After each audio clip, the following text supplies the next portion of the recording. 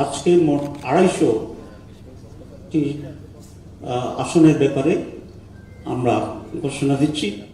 বাংলাদেশ জামায়াতে ইসলামী সহ 11টি রাজনৈতিক দলের 253টি আসনের সমঝোতার আনুষ্ঠানিক ঘোষণা দেওয়া হয়েছে। এ সময় ইসলামী আন্দোলন বাংলাদেশের কোনো প্রতিনিধি উপস্থিত ছিলেন না।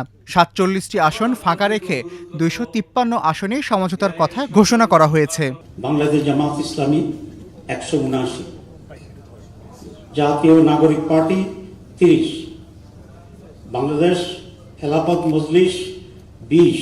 15 জানুয়ারি বৃহস্পতিবার রাতে রাজধানীর কাকরাইলে ইনস্টিটিউশন অব ডিপ্লোমা ইঞ্জিনিয়ার্স মিলনায়তনে 11 দলীয় নির্বাচনী ঐক্যের সংবাদ সম্মেলন অনুষ্ঠিত হয়। সংবাদ সম্মেলনে নির্বাচনী ঐক্যের মূল বক্তব্য তুলে ধরেন জামায়াতের আমির ডাক্তার শফিকুর রহমান। জন আকাঙ্ক্ষা এবং বিশেষভাবে আমাদের তরুণদের আকাঙ্ক্ষার বাংলাদেশটাই দেখতে চাই। সেই বাংলাদেশটা গড়ার জন্যই আমাদের এই অন্তর্ভুক্তিমূলক আয়োজন। আমরা কার্যত জুলাই বিপ্লবের যারা স্বীকৃতি দেন, ধারণ করেন, জুলাই বিপ্লবের মাধ্যমে নতুন বাংলাদেশ গড়ার স্বপ্ন দেখেন, সেই লোকগুলোই আমরা একত্রিত হয়েছি। আপনারা দোয়া করবেন। দেশবাসীর কাছে আমাদের অনুরোধ যে আপনারাও পরিবর্তন চান, আর আমরা সেই পরিবর্তন করার দায়িত্ব নিয়ে ময়দানে নেমেছি।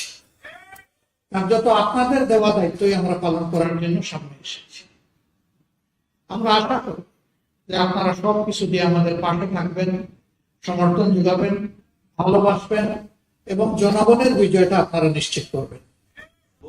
ঘোষিত তালিকা অনুযায়ী জামায়াতে ইসলামী 179টি আসনে প্রতিদ্বন্দ্বিতা করবে। জাতীয় নাগরিক পার্টি এনসিপি পেয়েছে 30টি আসন। এছাড়া অন্যান্য শরিকদের মধ্যে বাংলাদেশ খেলাফত মজলিস 20টি, খেলাফত মজলিস 10টি, এলডিপি 7টি, এবি পার্টি 3টি, বাংলাদেশ ডেভেলপমেন্ট পার্টি বিডিপি 2টি এবং নেজামে ইসলাম পার্টি 2টি আসনে মনোনয়ন পেয়েছে। আমরা সকলের প্রতি শ্রদ্ধাশীল।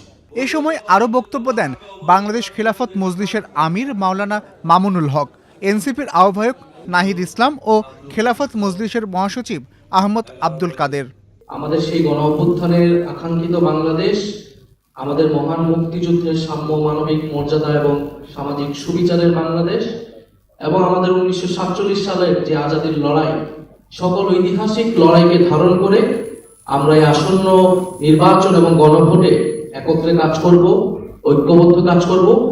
ফলে সারা বাংলাদেশের সকল আসনে, আমি আজকে সকালেও বলেছি যে আমাদের কোনো দলের প্রার্থী থাকবে না আজকে ঘোষণার পর থেকে।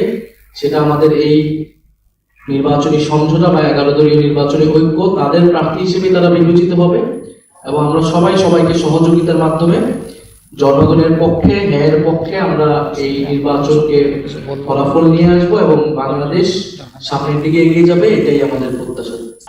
সংবাদ সম্মেলন সঞ্চালনা করেন 11 দলের সমন্বয়ক ও জামায়াতের সহকারী secretary general HM Hamidur Rahman Azad.